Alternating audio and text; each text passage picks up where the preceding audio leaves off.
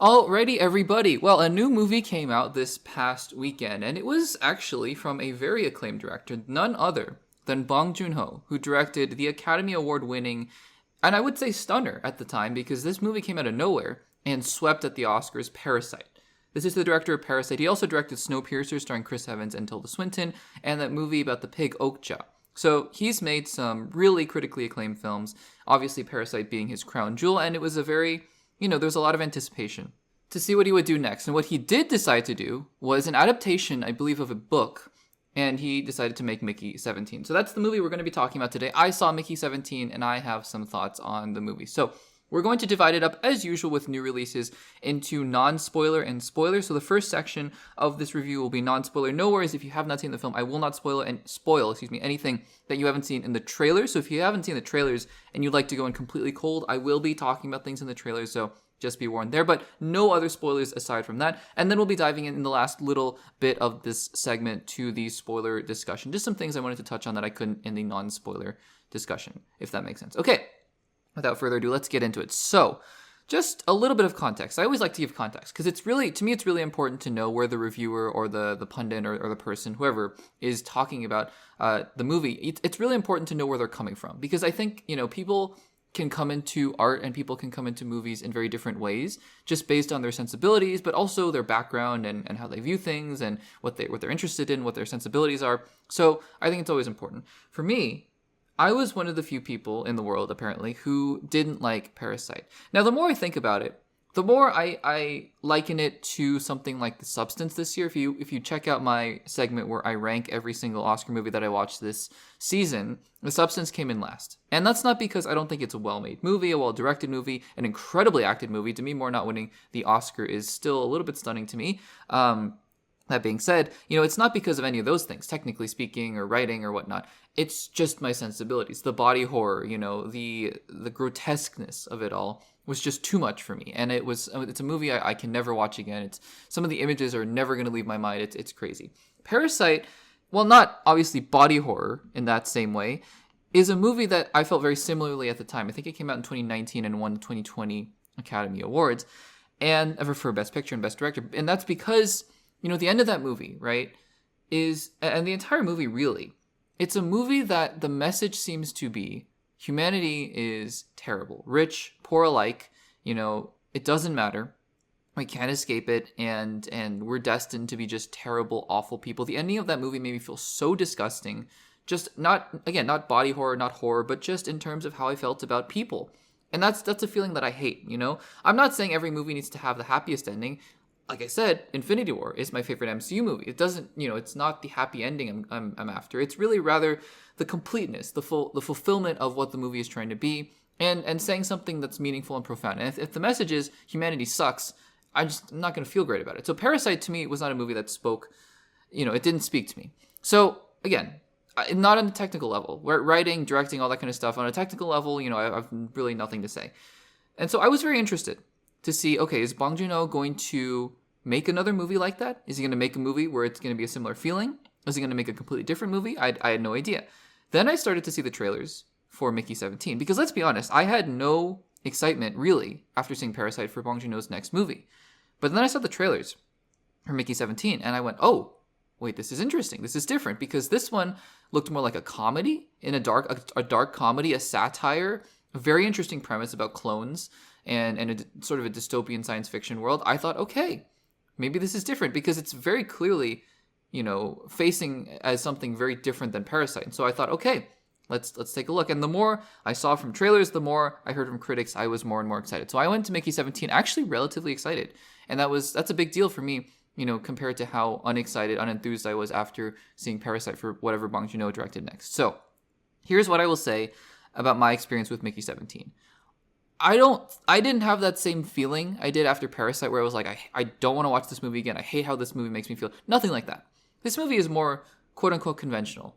And in an interesting way, because Bong Joon Ho is a very auteur director. He's a very artistic director. And I hear that, Warner Brothers gave him full reign for this movie, full control. And he just made the movie he wanted to make. And it's based on a book, I think. But even the adaptation, you still have to put your artistic touch on it. And so, interestingly, for me, this movie was a tale of three separate movies. And I'm not gonna spoil anything, I promise. But just to kind of clarify my own experience with this film, A Tale of Three Movies.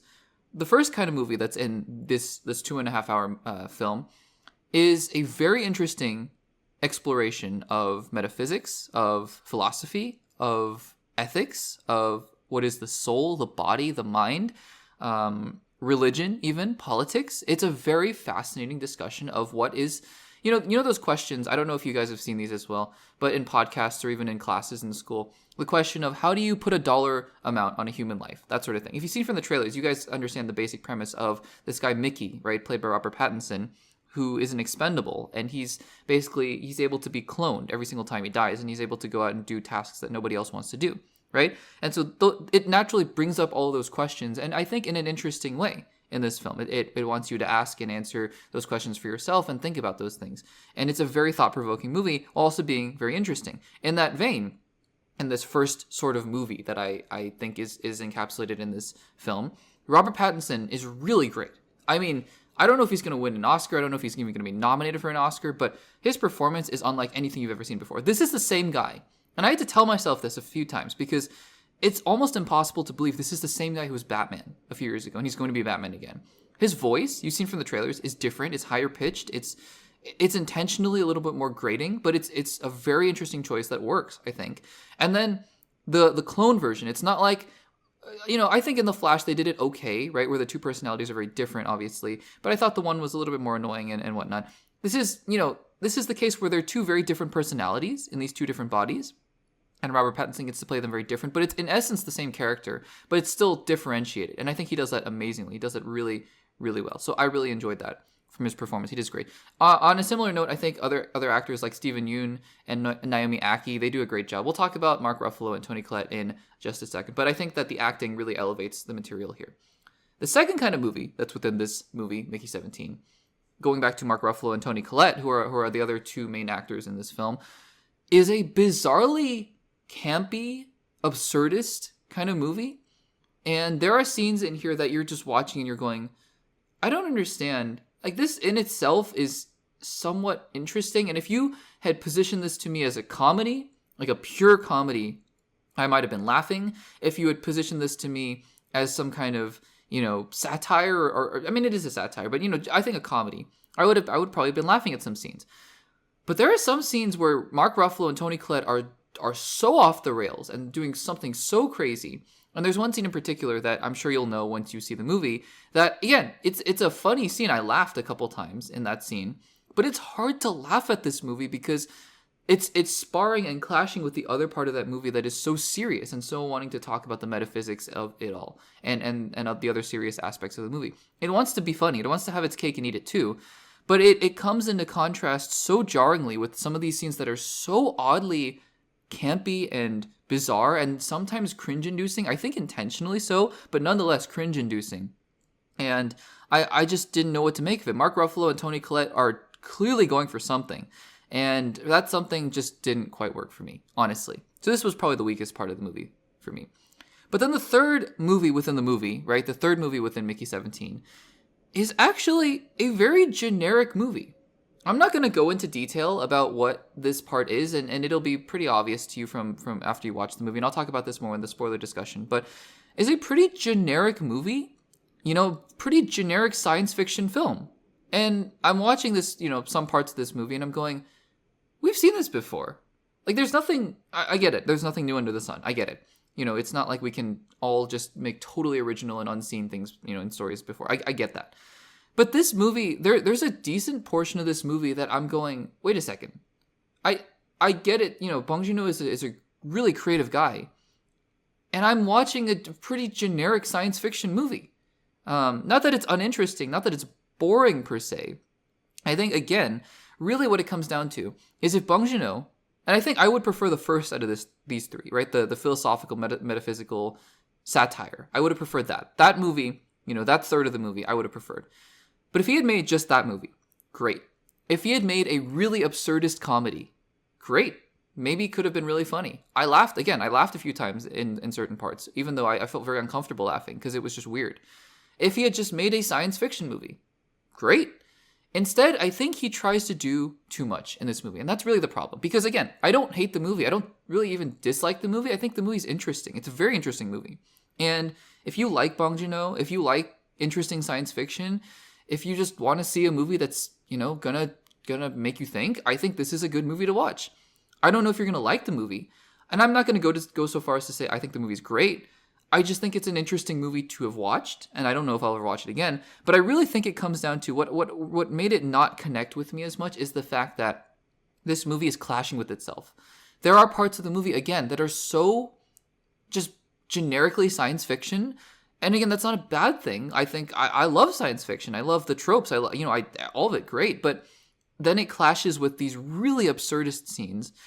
And then it clashes with these really interesting thought discussions about metaphysics and the existence of the soul and all these sorts of things. So at the end of the day, I don't dislike this movie. Like I said, Robert Pattinson gives a great performance. I think Naomi Ackie is pretty good. Steven Yeun is pretty good.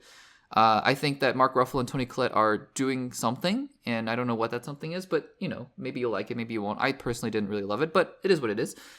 And I think this isn't a movie to watch if you just like movies, if you are interested in movies and you want to see something different. Because it is different. It is very different. But at the end of the day, if somebody asked me, can you recommend this movie to me? And if they're just sort of a general movie-going audience member, I might be on the fence. I might be like, yeah, I mean, if you have time, if you want to spend the money, if you want to see something interesting for 2 hours, maybe. But it's not a ringing endorsement. So those are my thoughts on Mickey 17 in the non-spoiler section. Now we're going to talk about the spoiler section here. And again, if you haven't seen the movie, just make sure if you want to go check out the movie, go check it out, and then come back to watch or listen to this spoiler discussion. If you don't care about spoilers, welcome. Let's get into it. Really, I wanted to touch on the 3 different aspects that I talked about. I think it was a really helpful framing device for me to think about this movie. And so we'll kind of flesh that out here in the spoiler discussion as well. But quickly going to Robert Pattinson, I think he did a great job. And truthfully, the whole time I was like, this guy's Batman. That's incredible. I don't know how he did it. And then again, you see in Mickey 18, not Mickey 17. Mickey 17 is sort of the mild-mannered character, but Mickey 18, you kind of see, oh yeah, I mean, the Batman voice kind of comes out a little bit, the gruffness. And I'm like, that's impressive. He did a great job. He really did. I think that, other characters like Steven Yeun is fine for what he is. There's the whole subplot with the drug that they're taking felt very superfluous, honestly. And we'll talk about that dinner scene with Mark Ruffalo and Toni Collette. But getting back to my framing. So the first part of the movie, right, the metaphysics, super interesting. The idea that they're going to space, the idea that they need expendables, the idea that there's this disgruntled politician who failed and is now going off to space, the idea of the themes of colonization and invasion and even supremacy, like racial supremacy that Mark Ruffalo was going on about, like euthanasia and all these different things, eugenics. It's all super interesting discussions within the context of this movie. Again, talking about how these things are terrible, but these people are tricking themselves into thinking that, this is the best thing for human society. And I think that, again, those discussions are really fascinating. Also, the discussion about multiples, the thing about the guy who has 3 multiples, that was really interesting. I love that. Loved hearing about that. And I thought that was all great. And I really liked, Mickey 17 and Mickey 18. So that movie I would have really watched if it had just been the whole movie. But then you get to the Mark Ruffalo and Toni Collette of it all, the sauce of it all, if you will. And I don't know. It's hard to take it seriously because the movie wants you to take it seriously, and then it wants you to really just indulge, right, in the dinner scene, which was funny. Like, it was, I think if I had seen that scene and you had told me this is from a comedy with Mark Ruffalo and Robert Pattinson and Toni Collette, I would have been like, great, really funny. I laughed at the only time I really laughed out loud was when the painkiller guy was like, nope, doesn't look like the painkiller worked. That was funny. But again, it's clashing. And it clashes because it's not like these things happen just in separation with one another. These things are happening in conjunction with one another. Mark Ruffalo is on that snow treader or whatever, snow speeder, and he's like, I have to give my big speech. Meanwhile, Robert Pattinson is having this serious conversation with this alien creature. Again, we'll talk about the sci-fi-ness of it all. And then Naomi Ackie is bringing out that little baby alien thing. And it's like, all these different things just don't fit together really well. And so that was jarring. And then the third thing is just a generic alien contact movie that's in there as well. And that was really surprising to me because I can get the first 2. I mean, I may not like all of what Bong Joon-ho has to say and do in these movies, but he's imaginative. He's very creative. But then, I don't know if it's a source material thing, But the whole stuff about the aliens and talking to the aliens and why didn't they save me because they wanted to talk to me and they could, wipe me out and stuff. It's like, okay, I think we've seen this before. I mean, I felt very surprised just how, tried and true all this stuff was. Again, not bad by any means. But when you put all these different things together in the movie, it felt weird. It felt very strange. And maybe that was the intent. For me, didn't really land. And I appreciate it if it landed for other people. But I think that this movie just kind of suffers from a lot of different things going on. Because say what you will about Parasite. I know a lot of you guys probably love Parasite. It was very focused. It had a very clear intent. I know there was a second act reversal where the whole basement scene, right? And that was, again, it's within the realm of the movie. And I think the closest scene to that in this movie was when those creepers come out of that rock and they start shooting at him. I think that scene actually was a little bit absurdist, but it worked. It really worked in the movie because it was a heightened tension kind of scene where Mickey 18 is trying to kill Marshall, the Mark Ruffalo character. So I think that worked. I just think, again, I don't dislike the movie. I think it's a fine movie, but I'm just a little baffled by how it didn't fit together as well as I hoped it would. So those are my thoughts on Mickey 17. Guys, have you seen the latest Bong Joon-ho movie, Mickey 17? And what did you think about it? I'd be very curious to hear if any of you guys have seen it and what you thought about it. Let me know in the comments down below.